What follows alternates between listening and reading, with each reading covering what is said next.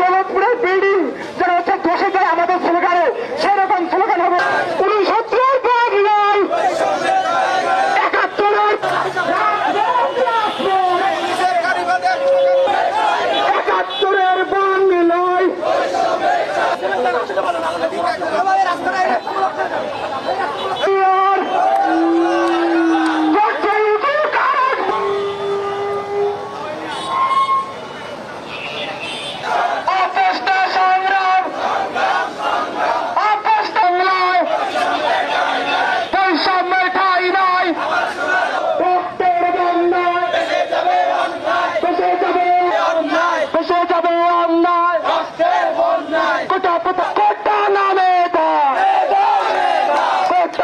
আমাদেরকে রাজপথে আসতে হবে,